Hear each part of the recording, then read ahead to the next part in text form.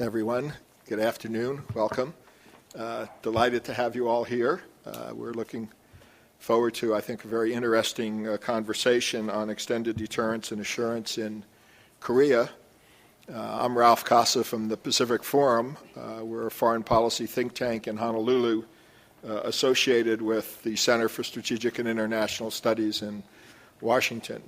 A couple of months ago, we were here in Korea, did a 5-city tour of Seoul and Daejeon and Jeju and Busan, talking about the alliance and extended deterrence, and we'll share some of our views on that. We also hold an annual U.S.-Korea strategic dialogue where we look at alliance issues and nuclear issues. We've held 2 of those. Our third one will actually be the end of this month in Maui in Hawaii. And the reports from the earlier ones are available on the Pacific Forum website. So if you have interest in that, either see one of us, we're happy to send it to you, or we can tell you about it. I'm going to sort of go a little bit out of order. I'm going to start with Brad Glosserman, who is my executive director at the Pacific Forum, and ask Brad to talk a little bit about, sort of frame the issues. Then we'll go to Dr. Chun from the Korean Institute for National Unification to sort of provide a Korean perspective. And then Scott Snyder from the Asia Foundation, who will be able to sort of wrap things up. And then I will sort of give the last comments from the podium to tell you why I disagree with most of what they said or agree. And then we'll open it up and hear your comments and questions as well. But Brad, why don't you start us off? Thank you. It's a pleasure to be here still. It was a pleasure to be here before lunch. It's still a pleasure to be here. I will, since most of you actually didn't hear me at the previous session, there may be some overlap and some repetition. But what I want to do is provide some of the key takeaways, essentially, that from the meetings and the programs that Ralph had alluded to. The strategic dialogues that we've been holding and the public diplomacy tours that we did here, which, by my count, we spoke to about 800 people over the course of a week. And it was quite an impressive tour, about 5 cities in 5 days, going throughout, getting out of Seoul to try to canvass opinion and thinking about the alliance, nuclear policy generally. So what I want to provide, I guess, are the headline items that came out of that discussion, and rather briefly, so that if you want more data, if you want fuller explication, please, we will take that up in the Q&A. The first issue that I would raise is, of course, the growing sense of threat here in South Korea, obviously that after the events of 2010. And we flagged that there is this isn't, while it's been exaggerated or exacerbated in the last year or so, there's always been this profound threat perception. And what we've noticed that in the discussions in our strategic dialogue was that, in fact, in South Korea, as in Japan, the focus of threat tends to be from state actors. In the United States, I think we had, until last year and some of the incidents, really put a great deal of our emphasis in nuclear policy on non-state actors. And there was a potential for something of a disconnect between the two conversations. And we in the United States have been flagging that, or at Pacific Forum have been flagging that, and trying to draw that to the attention of U.S. policymakers to ensure that we're both talking about the same things and no concerns that the U.S. and South Korea are missing issues. Second, we sense a concern about a rise in a new Cold War structure with the U.S., the ROK, and Japan on one side squaring off against North Korea, China, and Russia. This is interesting for a number of reasons, not least of which, of course, is the first half of the first triangle, the way that the U.S., Japan, and Korea are and are not working together, the potential that's there. And I'll come back to that in one of my last remarks. One of the interesting takeaways that we see is the perceptions of China. And that is that China is not necessarily seen as the physical threat that perhaps you do see in Japan. Nevertheless, there is a distinct set, a palpable sense of threat here, but it's primarily economic. And China is seen, if you will, primarily intent on its concern about the competition, South Korea's ultimate livelihood, its economic competitiveness over time, and its tendency to be buying up key parts of North Korea, and the degree to which that is perpetuating a division on the peninsula. Third, we sense, again, our conversations demonstrate a real strength of the alliance, that relations with the United States are strong. Nevertheless, there is a desire for continual reassurance from the United States. And U.S. policies and decisions are generally seen through the prism of U.S. ROK relations. Anytime the United States says no to South Korea on just about any issue, that tends to reflect more broadly on the confidence and credibility of the alliance. So, for example, looking ahead, the discussions of the United States and United States and Korea, about the civilian nuclear agreement, particularly in the context of pyroprocessing, whether or not the United States agrees to that will be seen as a vote of confidence in South Korea. And that's a large discussion to unpack, and perhaps we will. Similarly, I think that the discussions over the transfer of operational control of wartime, the OPCON discussion, was seen very much as a reflection of U.S. confidence or the credibility of the U.S. commitment. Again, that's something I think we can talk about a long time. Fourth, there is very little fear here, or at least that we notice, that North Korea will in fact use nuclear weapons despite its nuclear capabilities. Instead, North Korea's nuclear capabilities seem to be essentially an instrument of blackmail and state coercion. And the question is whether or not the possession of those weapons or capabilities has and will empower North Korea to be more aggressive and perhaps more extortionist in its behavior over time. And that's certainly the way that the Cheonan and the Yongbyon-do shellings seem to have been interpreted, as attempts by the North to act provocatively, to extort increasing rewards, to make a point in both the region and in Seoul, I think. Obviously, in this sense, it focuses intensely on the element of nuclear deterrence and the question precisely of what American nuclear capabilities are, what they're for, and what specifically they're designed to deter. And that, of course, the importance of those questions are magnified at the very time that the United States is, as I think we've discussed for the last day and a half, seriously trying to reduce the role of nuclear weapons within its national defense strategy. And as a footnote, I'm presuming that everyone in this audience knows that is actually that is a real commitment, that the U.S. statements about reduction of the role of nuclear weapons in the NPR and other documents, and I would emphasize other documents, is not mere rhetoric. It is, in fact, a very genuine and serious commitment on the part of the U.S. government. Fifth point, quite strikingly, we have found widespread support for either the reintroduction of U.S. tactical nuclear weapons into Korea or the development of an independent national nuclear capability. As for the first, I hold this man responsible, and I expect you to defend your positions and your arguments in the course of the afternoon. But we were quite struck, quite frankly, to the number of people that believe that either the U.S. introduction of weapons, as we heard last night at dinner, is a good idea, or, in fact, that South Korea should be seriously contemplating and the United States should be acquiescing to the development of an indigenous nuclear capability in South Korea. Experts like Dr. Chun insist to us that this is, in fact, not really, this isn't truly the desire of the South Korean people, but is instead, it's intended as signaling, to signal both the United States that the ROK needs more reassurance, and a signal to Pyongyang that there are consequences to its bad behavior, and equally importantly, it's a signal to China that it needs to do more to rein North Korea in. I would argue, no matter whatever the explanation, this is a bad idea, whether it's the reintroduction of nuclear weapons or the acquisition of an indigenous capability. It undermines strategic stability over the long term in the region, and it just isn't good for anyone else.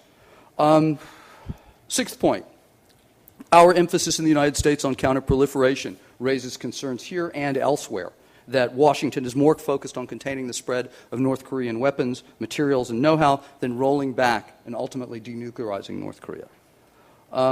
8, South Koreans still look to Japan and use it as the benchmark for their relations with the United States and their status in the world. Again, to reiterate, I think this is an important element and a factor, a key factor, as the United States and South Korea begin to debate and discuss, negotiate over the civilian nuclear agreement. And finally, I guess, two final points that I would argue.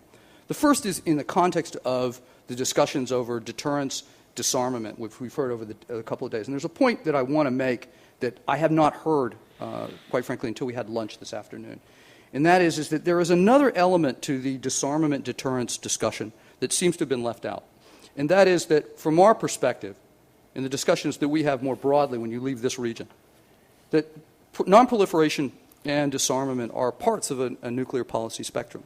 And that we need to understand, in many cases, the credibility and the possibility of the United States leading on the entire range of nuclear issues obliges us to take seriously disarmament concerns specifically. So to put it crudely, in our discussions, we have discovered that in the absence of a credible U.S. commitment to disarmament, we are not going to get other nations to buy in on our nonproliferation agenda. And we need to take that into account. And then finally, as I promised at the outset, I believe, and we believe, that the relationship between the United States and South Korea is going to be increasingly important given developments in Japan. That we are deeply concerned, frankly, about a turning inward in Japan. And that one of the real opportunities that's being afforded by developments in South Korea is the prospect of trilateral cooperation. And that one of the things that we would look forward is for Seoul and Tokyo to work more closely together with the United States and bilaterally as a device of keeping, pulling, or ensuring that Japan does not necessarily retreat into a shell. And in an era, as I mentioned this morning, of increasingly straitened fiscal circumstances, those efficiencies are increasingly important. Thanks. Good. Thank you. Sung-won? Thank you, Bob. I'm Chun Sung-won, the Senior Research Fellow at the Korea Institute for National Unification. I'm very happy to be here with my colleagues and audiences. I want to share with you some of the South Korean experts' view about extended deterrence and assurances from the United States to South Korea. This is, of course, a view of many South Koreans, but I'm sure shared by most of the experts on security issues in Korea. Despite the rhetoric from the U.S. government and U.S. Experts on security issues, many in South Korea concerns about the changing nature of U.S. extended deterrence to Korea, including nuclear umbrella. During the Cold War, we didn't have any concern like this, but after the end of the Cold War, we see a series of signs, actually motions from the U.S. that shows that makes us to believe that the U.S. extended deterrence is declining. Let me show several examples. One is the different U.S. redeployment forces of U.S. forces in Korea. During the Cold War, they were on the front line as a forward-based forces. But these days, they are moving beyond the Han River. Okay? There are very few U.S. forces in Korea along the DMZ today. And actually, this redeployment to the south was the strong and consistent demand by the North Korea from the 1960s, 70s, and 80s, and from early 90s. North Koreans demand U.S. to withdraw their forces to the south. In condition, they also will withdraw their forces to the north. But what happens today is just a unilateral redeployment by the U.S. government. And the second example is the scale of the exercise. Previously, we used to have a huge scale exercises involving hundreds of thousands of personnel from the U.S. and Korea, represented with the TS, Team Spirit exercise. But this day, we don't see the large scale exercise, a very small scale exercise only. And TS, Team Spirit, was battled away in the early 1990s as a condition for the North Koreans to accept IAEA inspection. And very tricky, controversial concept is tripwire concept. And actually, during the Cold War, I think the Korean Peninsula, South Korea was a tripwire in the superpower rivalry against the communists.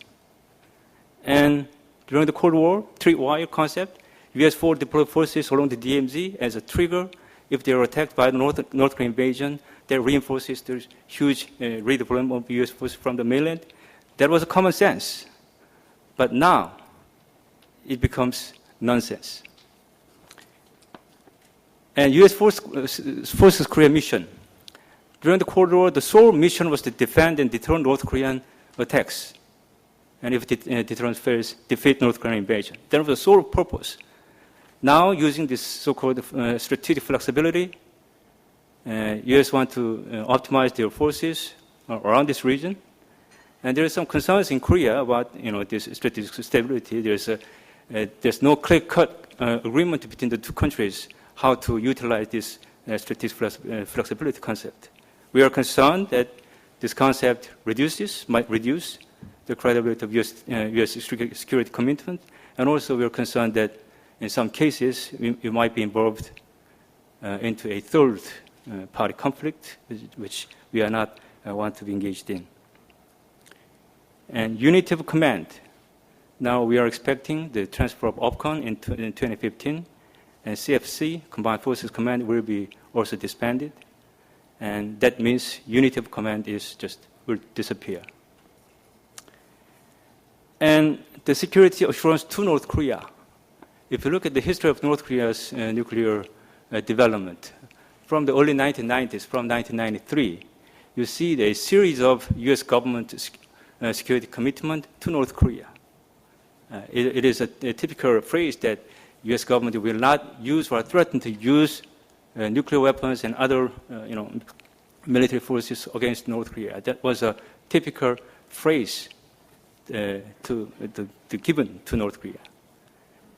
And at the same time, Korea is still facing North Korea as an enemy, and our ally provides security assurance to our enemy. That means we think our allies' commitment to our security can be declined. Okay? So this is the several examples of that makes many South Korean experts especially concerned about the declining nature of U.S. security commitment to South Korea. Of course, this doesn't mean that we don't trust our ally, or we don't believe, or we don't have any confidence in U.S. commitment. But there is a genuine and concern in South Korean society that as time goes, especially with this North Korean nuclear weapons program is evolved, the U.S. security commitment to South Korea in parallel has been declined, and as the U.S. engaged in other wars in Iraq and Afghanistan with the limited resources, that also raised a concern for us to worry about the U.S. commitment when things are worsening on the Korean Peninsula. Okay? Let me stop here. Okay. Scott? Okay. Actually, I think we've already heard two very interesting presentations. What I think I want to do is to just try to put the issue of assurances in the alliance context into a little bit of a historical perspective, because I've done some recent work on this. In a way, I think Sung-hoon's presentation, is, indicative of the fact that there's always concerns about the U.S. security commitment to South Korea's defense. And even if we go back to the very beginning of the alliance, the Mutual Defense Treaty itself was accompanied by a need to provide reassurance to South Korea regarding U.S. defense commitments following the Korean War, but it was also a mechanism for deterrence against North Korea and restraint against the actions of South Korean leaders that might lead to renewed conflict.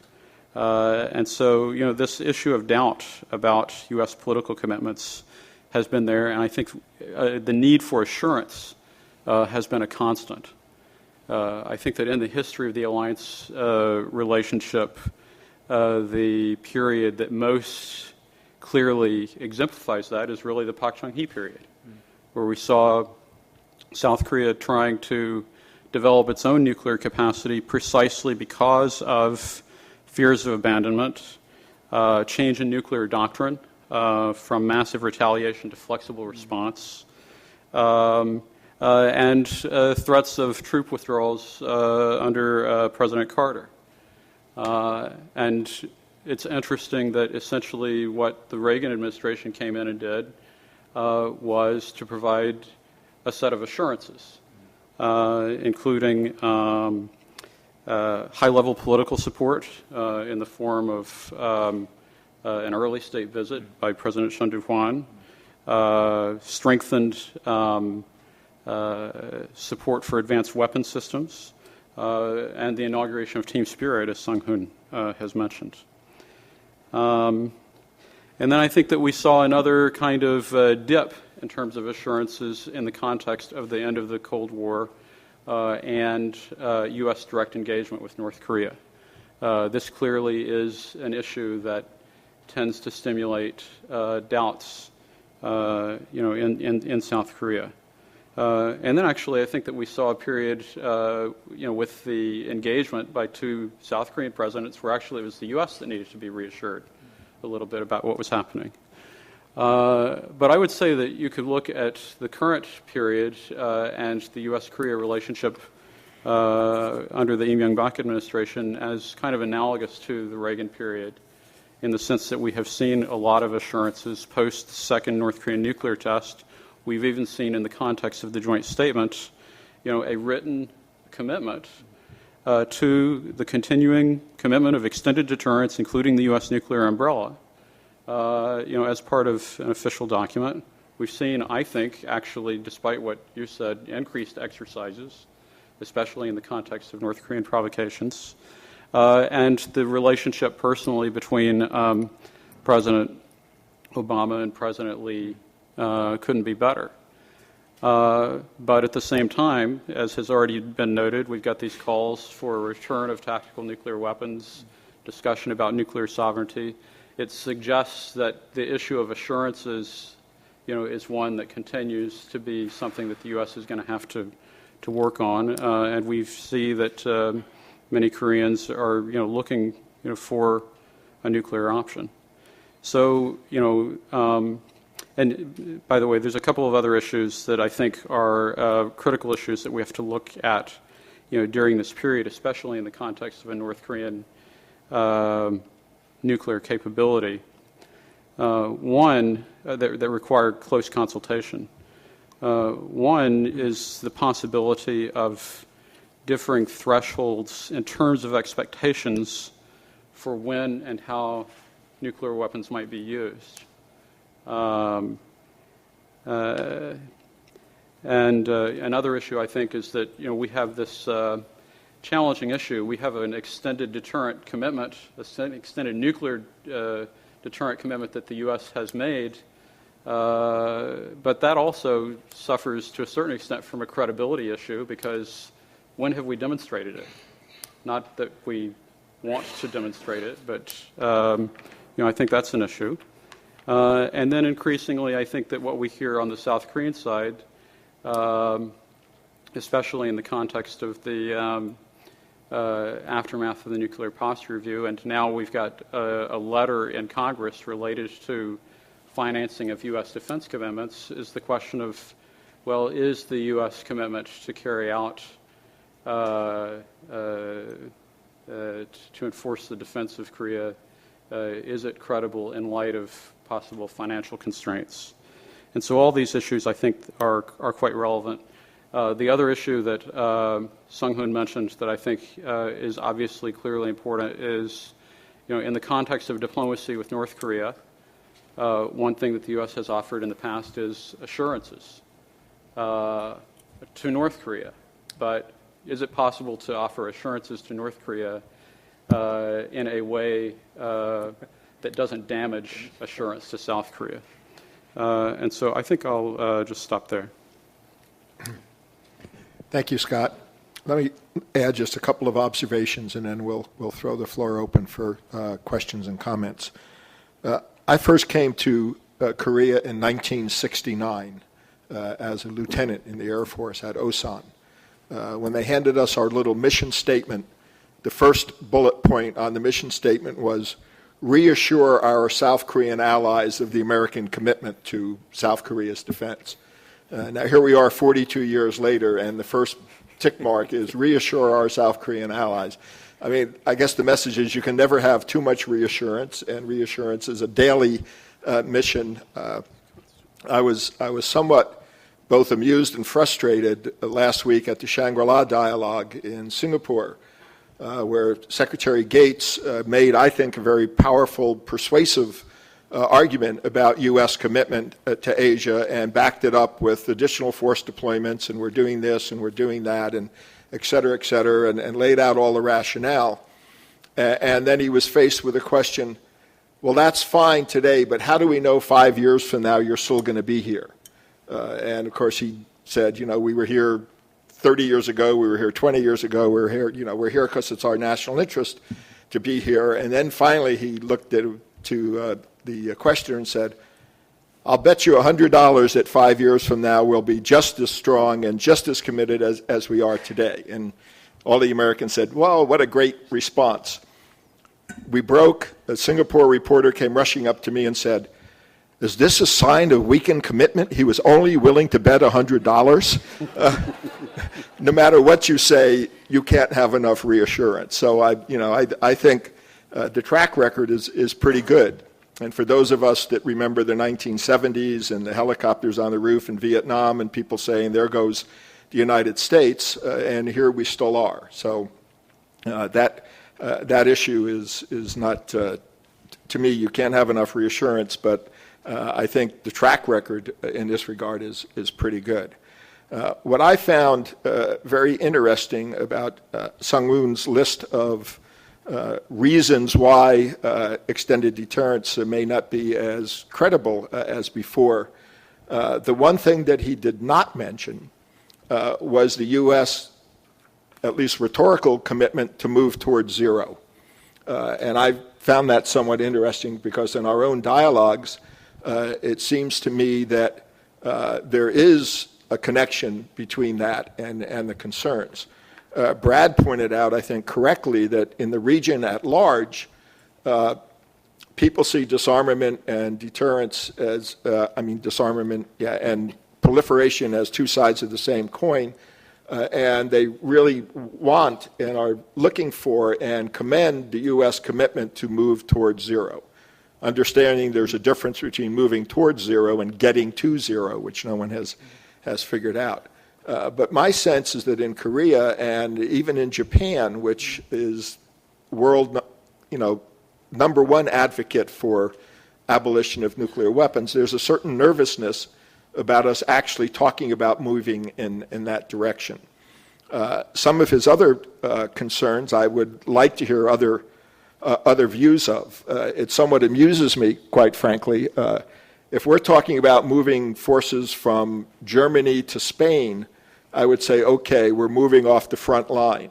But the Korean Peninsula is the front line. The difference between being north of the Han River or south of the Han River in today's military terms is 20 seconds. So the idea that somehow or other this represents a weakening of commitment or a weakening of the tripwire. The real tripwire is the 20 to 30,000 Americans who are in Korea every day, and the broader U.S. commitment. I think what it also demonstrates, though, and something that I hope U.S., particularly military officials, will take into account, the thing that came through very clear in our dialogues is that from an American perspective, the discussion of OPCON transfer was moving from a U.S./ROC commitment to a ROC/U.S. commitment. From our South Korean colleagues, we're moving from a U.S./ROC to a ROC period. And there is considerable question in the dissolution of the Combined Forces Command, and this unity of command, I think, is the real issue. I don't think it's a legitimate concern, but I don't think we have done a very good job in the United States of convincing our South Korean colleagues that it isn't a legitimate concern. So I think there's obviously more work to be done there. Final comment to me is sort of a logical disconnect. On the one hand, I think you can safely argue that U.S.-ROC relations are as good or better today than they've ever been. And the public support in both countries, the dynamics, as Scott mentioned, between our two presidents, I think both support for and faith in the alliance has never been higher. And yet, the other thing that's never been higher is South Korea's desire for its own nuclear capabilities. From an American perspective, and again, this is trying to understand one another's perspectives, when Koreans say that we need to redeploy American nuclear weapons to Korea, that tells Americans that the current extended deterrence is not credible enough. And when Koreans say we need our own nuclear weapons, that tells Americans that extended deterrence is not credible at all. Now, I don't think that that's the message that our Korean colleagues are sending. I think there are a lot of other factors behind that, to include pride, to include just the need for messages, other things that Brad talked. But I think this is where our debate really has to come down on. So with those general comments, please let's open the floor up for your comments. I would ask that you try to keep your questions shorter than our presentations. Quite honestly, you don't have to ask a question. If there's a point you want to make, you're welcome to do it, but just try to be very clear and concise. And if you will, give us your name and organization so we know who we're talking to. Please, first question.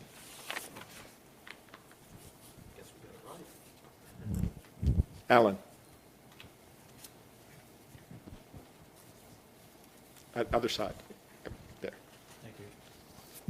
Start talking. I think it picks it up once you start. Are you hearing me? No. Keep going. Keep talking. Yeah. Okay, 1, 2, 3, 4. Yeah. Is it coming up? Yeah, Okay. it is. Just two comments on Christian's remarks. One is just to back up what Ralph said on the tripwire concept. I mean, frankly, in the United States, the notion that there's a weakened tripwire is not credible. Also, the notion that Americans have to be up there so they die right away as an earnest of our commitment to South Korea is not acceptable. So I think that has to be factored into this. I can't see any weakening in the commitment at all based on that movement. The other thing is you talked about the negative security assurance that was offered to North Korea in the 90s. That, you will recall, was in the context of North Korea's total denuclearization. It wasn't a, here you are with an assurance. It was, if you do these things, then in accordance with our global negative security assurance policy, then we will not use nuclear weapons against you. Today, my understanding, and I stand ready to be corrected by Ralph or others, the U.S. has said we have no intention to attack North Korea with conventional or nuclear weapons, but that's an offensive, a pledge not to commit an offensive act. It doesn't have anything to do, as far as I can tell, with a response to North Korean aggression against South Korea, or therefore any weakening of the commitment to defend South Korea. Thank you, Alan. Yes, sir. Yeah. Right here in the middle. If perhaps you could keep your hand up until the young lady got you with the microphone. Yeah, please. Suyo Takashi from Japanese Ministry of Defense. My question is maybe to Brad, Mr. Grossman, and that about how do you see the difference in reaction to North Korean provocation from the Japanese side and the South Korean side? After the provocation, for example, the ballistic missile launch or Chona or Yonbyodo incident, one of the typical Japanese response was, okay, we need missile defense. Or, we may need strike capability, our independent strike capability.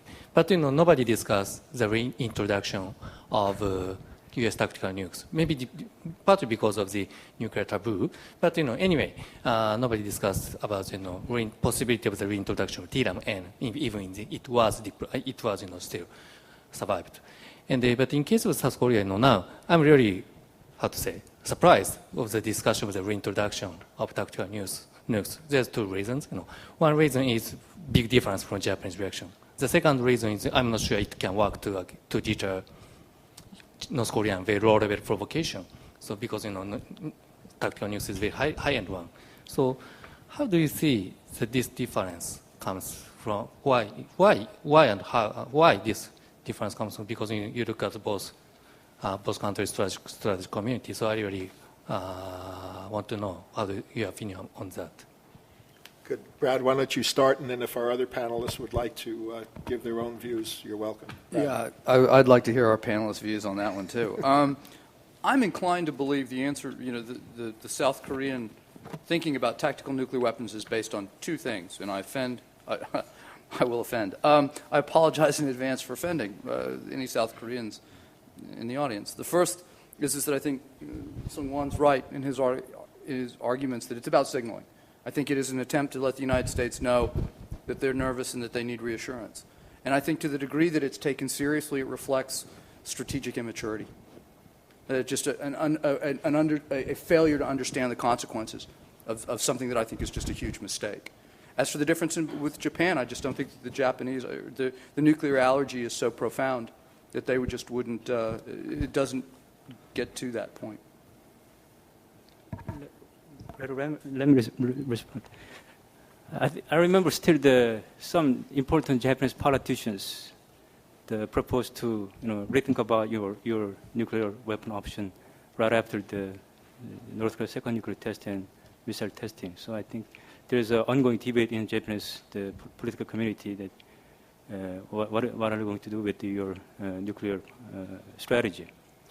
And tactical nuclear weapons, I think South Koreans are somewhat familiar with the tactical nuclear weapons because those were deployed until 1991 from the mid-1950s. So we knew there were tactical nuclear weapons on our soil, and when Father Bush withdrew those weapons in 1991, I think the implicit condition was to induce North Korea to stop North Korean nuclear weapons program. But that policy, in fact, has failed because North Korea has tested nuclear weapons twice. So in case that policy has failed, why don't you roll back the previous position to support the stronger U.S. commitment to South Korean security? I think that's Scott? I'm going to go a little bit outside of my Korea lane here and say that Ralph and I were involved with a project last fall about various countries' reactions to the U.S. nuclear posture review. And I was really struck by, if I've got this right, the Turkish paper and discussion in which it became clear that the credibility of U.S. deterrence commitments was tied to the presence of tactical nuclear weapons. And that is really interesting if we look at the fact that, in fact, the U.S. was able to withdraw tactical nuclear weapons in 1991. It raises questions about why wasn't the credibility of the U.S. commitment damaged in the context of 91 as a result of that. And I think that it has something to do with the fact that there are other elements of a political commitment in place that was able to sustain the credibility of the U.S. as committed to South Korea's defense. Now, the flip side of that is that it makes the fact that there might be a discussion about the reintroduction of tactical nuclear weapons here in South Korea not so hard to understand. I'm not going to say that I think that it's necessarily justifiable precisely because it does raise questions, I think, from a U.S. perspective about whether or not the credibility of U.S. commitments is sufficient. I did find that discussion of the European context and the Turkey example in particular to be quite interesting in light of the fact that our alliance with South Korea has survived for 2 decades, without a tactical nuclear presence, and the extended deterrent has been in place throughout that period. Thanks, Scott. Let me add just a couple of quick comments. First, on the Japan side, I recall being at a conference once where a senior Japanese specialist was actually sort of accused of hypocrisy by saying Japan had its 3 non-nuclear principles, but also lived under the U.S. nuclear umbrella. And his response was, if we didn't have the nuclear umbrella, we wouldn't have our 3 non-nuclear principles. Which was, I think, a very blunt statement, uncharacteristically direct for a Japanese security specialist, but said, I think, a lot. And I think the reality is, today, from a Japanese standpoint, the concern is a North Korean attack. And it is credible that if the North Koreans were to attack Japan, the United States would respond. The fear in South Korea, it seems to me, and again, Korean colleagues, correct me if I'm wrong, I don't think anyone loses sleep over a North Korean attack, nuclear or conventional. If that were to occur, I think there's great confidence that the U.S. would respond. the concern, the frustration that we've been seeing is more in what Brad called the nuclear blackmail.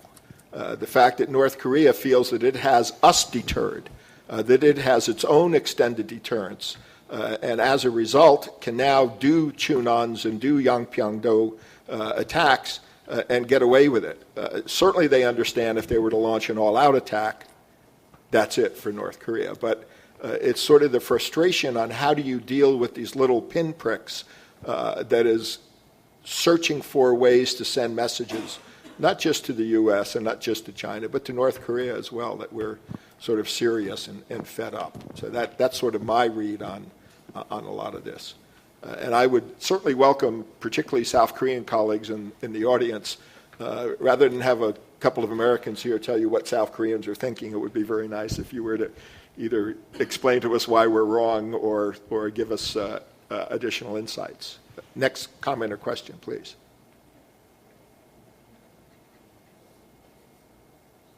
Does lunch slump? Yeah. Raise your hand high so she can see you, please. Dan. Thank you. Dan Pinkston with the International Crisis Group. I thought it was an interesting point you made, Brad, about people not understanding the consequences of redeploying nuclear weapons or having their own nuclear program. I think they're very bad ideas as well for a number of reasons. But what's interesting to note is this big disconnect between public opinion and then the senior national security officials. So if you hear what the what the foreign minister says, the president says, advisors at the Blue House, the senior military people, the defense minister, senior generals, and so forth, there's this consensus and agreement that it is a bad idea. They don't need these capabilities, and in fact, it has nothing to do with the U.S. ability to defend against any North Korean attack and so forth. But this disconnect with the public opinion, does that matter or not? Over time, if there's that disconnect, will this have some political impact or not? Should the public be educated more or not? Good. Thank you. Sung-Woon, would you like to? Korea is a democratic society, and I think the public opinion matters. And even the elites, including the chairman of the Asan Institute, Jung Mong-jun, he speaks out, arguing for the redeployment of nuclear weapons. He's the first, I think, the politicians in Korean society to, openly argue for this redeployment. I think regarding the South Korean perception about North Korea's nuclear threat, there are two elements in this perception. One, as the Brad and Ralph said, there is some kind. We feel like North Koreans are blackmailing with this nuclear capability, and we are frustrated. In that sense, we need something like a strategic equalizer, something that we don't have, but we can share with our ally. I think that's one perception. And at the same time, there is a deep concern about real threat of nuclear attack by North Korea, especially in the aftermath of Cheonan and Yeonpyeong. If you look at the polling data, growing number of people concerned about the real nuclear attack from the leadership of North Korea. So from really the security perspective, many South Koreans are concerned about this threat, and we need some kind of counter measure to prevent North Korea to even think about nuclear use in the future. And I think Korea actually, we face the real nuclear threat, and South Korea has only three bad options. In these circumstances, I don't think we have a good option. Three bad options. I think the worst is our own nuclear weapons program. That's worst, I think, because the assurances. I don't think assurance is just unilateral from one part of the ally to the other party. Assurance is a kind of two-way concept. United States gives us assurance for our security, and we also, South Korea also have an obligation to assure the U.S. that we do not breach United States government's number one security policy, which is non-proliferation. I think that hurts the alliance, the basis of alliance. That's why, and personally, I think the unilateral nuclear weapons program is the worst option. But unfortunately, if you look at the poll these days, about 70% of South Koreans they favor our own nuclear weapons program. And then the next worst option, I think, is our very aggressive military doctrine, including the possibility of preemption.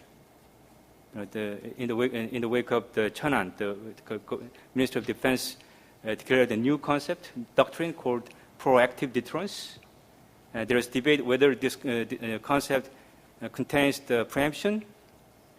The different experts say different things, but most recently the Minister of Defense clarified that in the context of theater war, there's no preemption, but in the context of general war, preemption might be in calculation with this doctrine.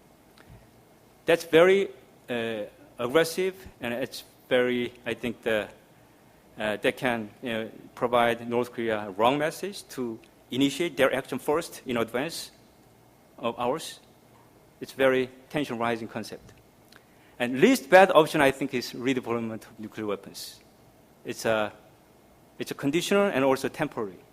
Conditional means I don't ask U.S. to redeploy those weapons tomorrow. It depends on the result of the six-party talks.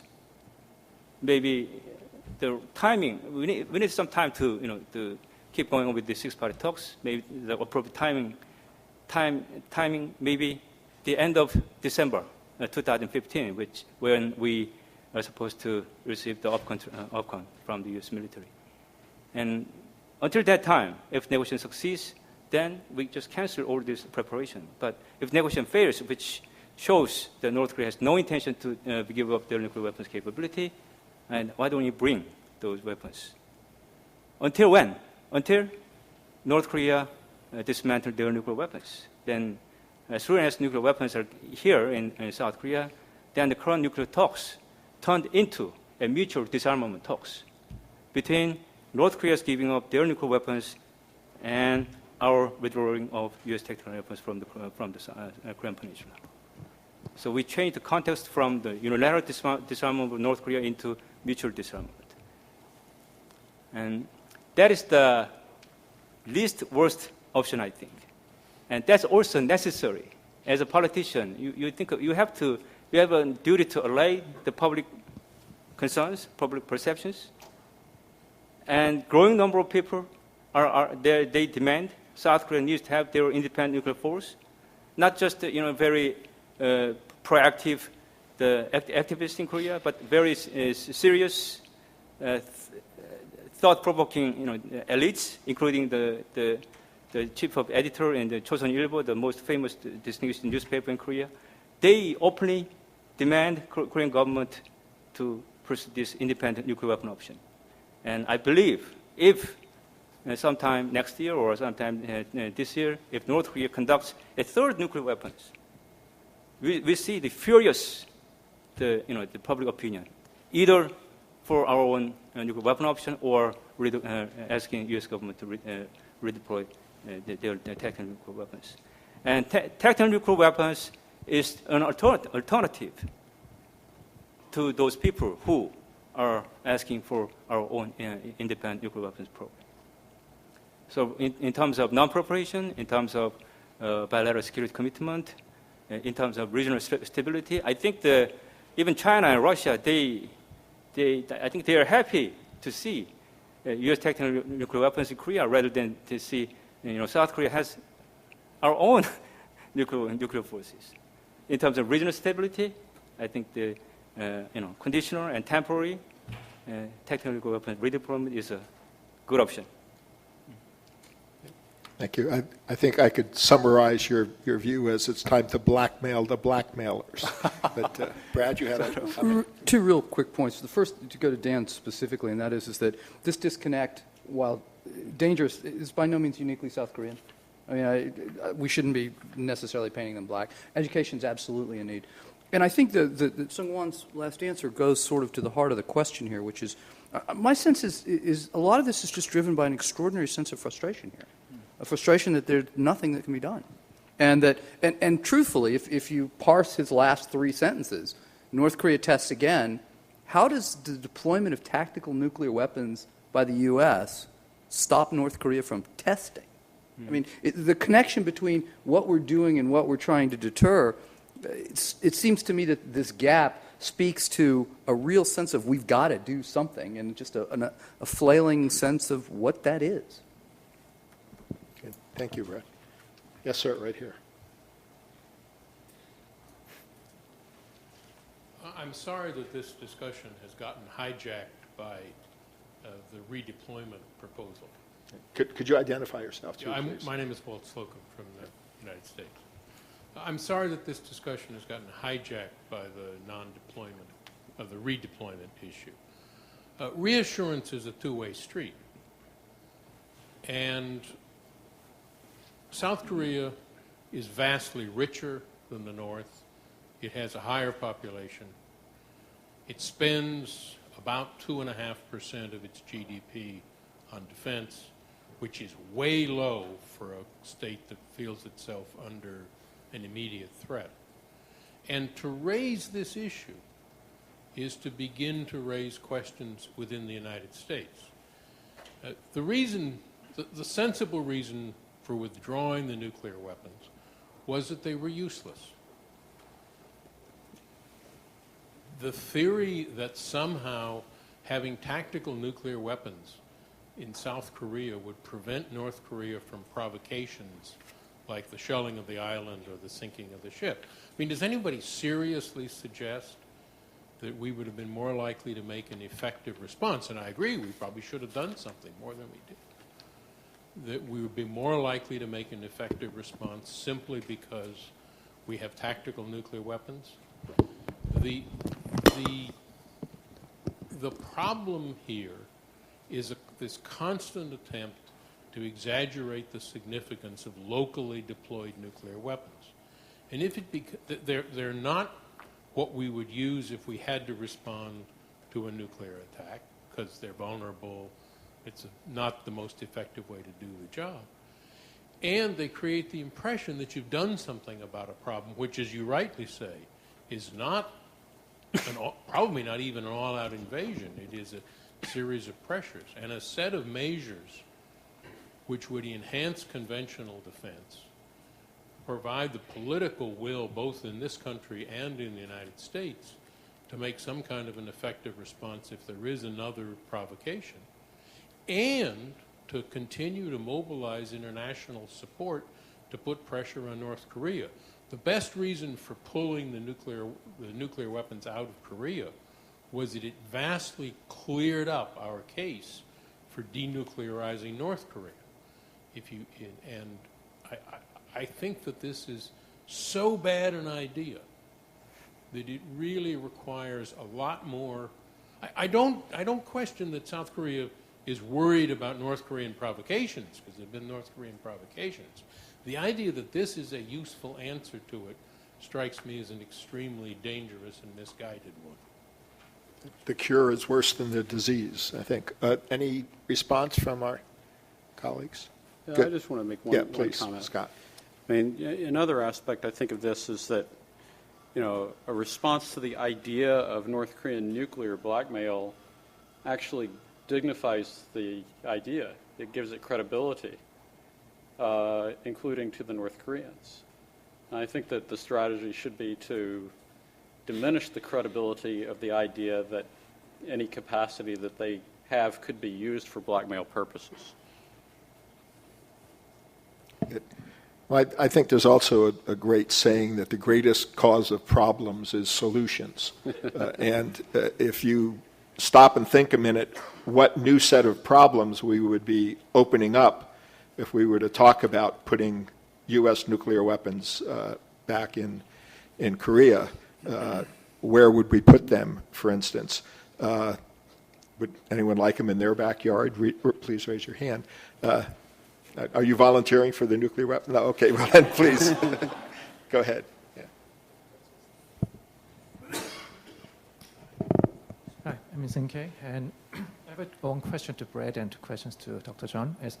Brett mentioned that you did a public diplomacy tour, the 5 cities in Korea, and two of your findings is actually Koreans didn't seem to worry much about North Korea's actual use of nuclear weapons, right? But at the same time, Koreans are very supportive for its deploying reinstruction of the U.S. tactical nuclear weapons or indigenous nuclear program. So I see there's a disconnect also in this because Koreans think that there's no worry, no threat, no nuclear threat from North Korea, but we like to have nuclear weapons. So do you think it's the motivation of this having nuclear weapons is from North Korea's actual threat, or it is more to do with national pride, or something like, as Brett mentioned, there's a new emerging Cold War structure in the region. That's one question to Brett. And two questions to Dr. John is, as provided that the U.S. nuclear weapon are redeployed in the Korean Peninsula, what about the decision to press the button? Is it up to us or is it up to the U.S.? If it's the U.S., deploying the U.S. weapons to south of the Korean Peninsula, does it have any? If that's the case, I don't think my question is about the commanding structure. So if the decision is made by the U.S. military or U.S. administration, I don't think that it makes much sense. And the second, I'm not quite sure that nuclear weapons can deter North Korea's minor attack. So even if they just fire, cannons, whatever, can you actually use nuclear weapons? So what if nuclear deterrence failed? If North Korea tested tactical nuclear deterrence of the U.S.-Korea nuclear deterrence, if nuclear deterrence failed, maybe the consequences would be even bigger and even worse. So what do you think about that? Those are my questions. Thank you. Good, thank you. I mean, the image that I have is recalling the public response in Korea for us trying to redeploy American beef to Korea. So imagine deploying nuclear weapons to Korea. But someone, why don't you respond, and then we'll go to Brad. Thank you for the question. I think once the first case, whether it's a U.S. decision or the ROK decision, I think both countries need a decision and agreement to make this happen. Of course, it can't. It cannot. It's not possible. We need a full agreement to redeploy and share and how to manage those weapons against North Korea.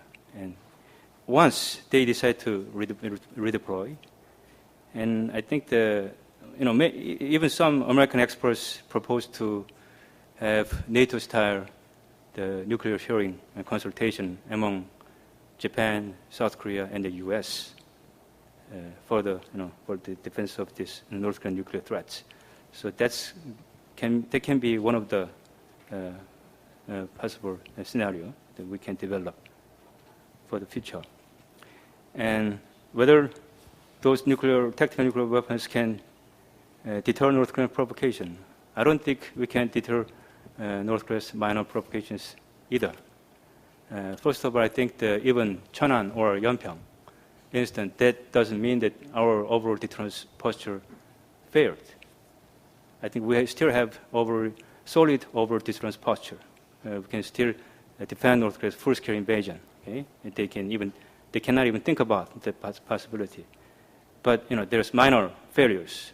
This terror type invasions, but that's not new. That has happened throughout the history from the beginning of the division. But why we need these nuclear weapons? In this overall deterrence possibility vis-a-vis North Korea, they have this nuclear capability and we don't have. This is a huge hole in terms of asymmetric capabilities. And I think that we cannot sustain those huge deficiency in our overall deterrence. It doesn't matter whether or not we use or threat to use those weapons against North Korea. I think as a defender, we need to amend for any hole or any gap that we find that should be, the field. And as I said, our own nuclear weapons program is the worst option, And the least bad is temporary redeployment of U.S. forces, U.S. tactical nuclear weapons. And that's, I think, yeah, I understand all these drawbacks, these problems that may be raised by this decision. But if we rethink about the benefits, the good aspects of this decision, and also if we think North Korea's calculation, what if I'm a leader of North Korea? If I look at South Korea and the U.S., I would feel more threatened to see U.S. tactical weapons on South Korean soil than your long-range intercontinental ballistic missile capabilities. That's North Korean psychology. I think that's Korean psychology. If you put that in your calculation, it's more than just the signaling. It's another type of reassurance to North Korean leadership to don't even think about playing with these nuclear weapons. And in that context, I think we need to constructively think about this redeployment option. Brad. There are two sets of heads to get into. One of them is, as Sung-Won just said, the North Korean head, and that's someplace I don't really want to go. You get in and you never come out. I don't know how North Koreans think about our nuclear weapons. I think they have, and I'm not sure, in fact, I'll just stop. But in the context of South Korean thinking, Walt's comments, I think, were spot on. But the issue, as I would say, is it's not really a strategic issue. It's a question of frustration. It's a question of concern, perhaps an attempt to be a better ally on some sense that this is an opportunity to do more burden sharing. But it strikes me it's responding to some very internal psychological issues in this country. But I don't think they necessarily deter North Korea, nor do they help us, if not make the problem worse. I can go on, but I'd probably just be regurgitating what we've been talking about for the last hour or so. Yeah, thank you, Brad. Sung-Min, and then this gentleman. Hello, my name is Sung-Min Jo from South Korea. I just imagine that if Kim Jong-il sits here and he openly hear all of our conversation, how would he feel about? And we talk about assurance and the redeployment of tactical nuclear weapon. But if I were Kim Jong-il, I would be really pleased to hear that, because as a strategist, Kim Jong-il would rather assume that assurance is very strong. For Kim Jong-il, it is better to presume the worst case. So the U.S. and South Korea assurance doesn't have a problem. But actually, he finds out that, then he will be pleased. And the second, for nuclear weapon, he will be more pleased to hear that, because he knows that even though South Korea and the U.S. forces Korea owns nuclear weapon, he knows that the U.S. government will not retaliate with nuclear weapon for Yeonpyeong Island. And for the history, there is no historical record like that, and also there is a cultural taboo, and public opinion is against that, and with the practical no force use policy. So for many reasons, Kim Jong-il knows that for the limited provocation, the U.S. will not retaliate with the nuclear weapon. But if South Korea has nuclear weapon, it will give him more justification to keep going on with the nuclear weapon, which will also embolden North Korea's military provocation. So the question is not about a nuclear weapon or assurance. The question should be focused on what will scare, what are the pains that Kim Jong-il will be afraid of, what will scare him. And if there is a second Yeonpyeong Island attack, then maybe now our position is that we will retaliate for sure with the proportion amount of forces. But I believe Kim Jong-il is not afraid of that either, because for him, the loss of some small cities, small village is not a problem for him. Maybe it's better to be retaliate to pursue internal unity in times of power transition. I think it is also taken into consideration when he launched this Yeonpyeong Island. So the question goes to Scott Snyder. What will really scare Kim Jong-il and his leadership? What are the pains other than military retaliation that he will be really afraid of? Well, depending on the question, we can extend the very concept of extended deterrence. Well, if the purpose of extended deterrence is to deter Kim Jong-il from more provocation, maybe the answer is not only for military factors, but maybe we have to expand our concept to economic sector or soft power components as well. So that's the question. Good. Thank you. We're running toward the end of time, so I'm going to take any last questions from the floor and then we'll give our panelists a chance to speak. So this gentleman right here, and then the colonel over here. And Kevin. Thank you. My name is Igor Kripanov, University of Georgia, USA. And I want to project a larger picture of potential redeployment. Someone said on the stage that it would push Russia and China to a more proactive position to deal with this North Korean nuclear program. I believe the result will be the opposite. It will effectively freeze the follow-up START treaty stage because of the controversy now with the U.S. tactical nuclear weapons deployed in Europe, because Russia regards them as strategic weapons capable of reaching command and control centers in the heart of Russia. You know how sensitive Russia now to the deployment of the ABM system in Europe. So it will be used, I would say, by some conservative political leaders as a pretext to freeze the arms control process beyond the existing START. As to China, I wouldn't be surprised if it will be used as a pretext to start building up its own nuclear arsenal and stay away from what was suggested as a multi-party arms nuclear weapons reduction process following the implementation of the START treaty.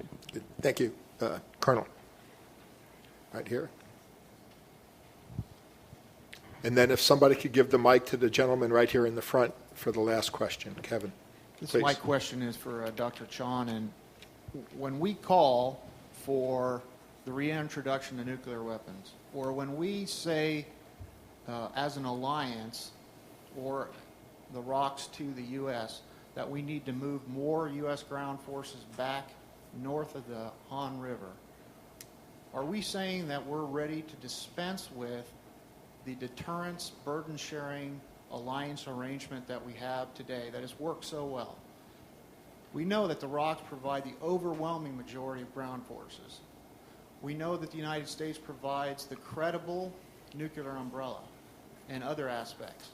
When we call for those major changes in that alliance deterrence burden sharing, we disrupt a successful deterrence recipe that we have cultivated in this most successful alliance for nearly 50 or 60 years. Your calls, I think, disrupts and turns that successful plan and burden sharing for deterrence on its head. Good. Thank you. Kevin, last comment. Quick question for Dr. Chun. Assuming that the U.S. refuses to redeploy tactical nuclear weapons, is there an acceptable counteroffer that Washington could make? Good. All right. Let me now go back to our panelists. We've just gotten our 5-minute warning, so we're going to start with Scott, who's going to tell us what scares Kim Jong-il, and if anyone else wants to add to that, they can add as well. Scott? I think that probably the biggest thing that should scare Kim Jong-il at this particular moment is loss of support from China. I'm not sure I can necessarily relate it to the discussion that we've been having, but one aspect of what China has been concerned about, at least in theory, would be some kind of nuclear chain reaction as a result of North Korea's nuclear development. I think that in the end, China doesn't have to worry about that too much, precisely because the alliance framework is in place, and that actually restrains the possibility of a domino reaction. So it seems to me that we have a little bit of a dilemma in the context of figuring out how to drive home to China some of the losses that they face in the context of North Korean provocations in ways that might help them to take that step. I'm done. Brad, Nothing to add. this is also your chance for any final comments. I think I've said everything 3 All times. right, good. Thank you for a very good question. I think my proposition doesn't stress to the extent that, as you said, we need to change the current burden sharing posture. But what I can say is that in the future, we might need some adjustment, because I think currently the South Korean Army is too big compared to the Navy and Air Force. We need some balancing the 3 forces. And that may lead to some balancing adjustment in the alliance in the future. Counteroffer? I don't know, actually. If U.S. strongly rejects to this redeployment option, there's no alternative. And we have to, U.S. and ROK, we have to defend and, this allay South Korean public perception that, the 70% of Korean public think we need to have our own Korean nuclear weapons program. We have to carry down those opinions with whatever means that is needed for the better alliance. Thank you. My own answer to the question, what most frightens Kim Jong-il, would be the fear that the people of North Korea will discover just how prosperous and advanced South Korea really is. And I think that's what really scares him more than anything else, which is why he's trying to keep the society so closed. When I mentioned at the beginning that we had done this tour of 5 cities, we actually went to about 8 different universities and talked with also some think tanks. In every one of the meetings, I asked the question, how many people here are in favor of a redeployment of U.S. nuclear weapons? With one exception, every group, about half the people in the room raised their hand. When I asked how many were in favor of South Korea having their own nuclear weapons, with the exception of this same group, it was at least 2/3, 3/4 raised their hand. Now, when I asked how many of them wanted to have those nuclear weapons deployed in their community in Busan or 0, no one raised their hand. So everyone wants them, but in somebody else's neighborhood. The one audience that had the fewest number of hands, in fact, almost hardly any in either of those categories, was when we talked with the Air Force University. And it came instructive to me that those people who are most in tune with thinking about security seem to take a much more nuanced view and perhaps a more educated view, if we will, of some of the implications, particularly of South Korea getting its own nuclear weapons. That, I think, reinforces to me the value of meetings like this, and I greatly commend Asan for really bringing the primary folks talking about nuclear issues to South Korea in advance of next year's Nuclear Security Summit. So please join me in thanking our panelists and also the questioners.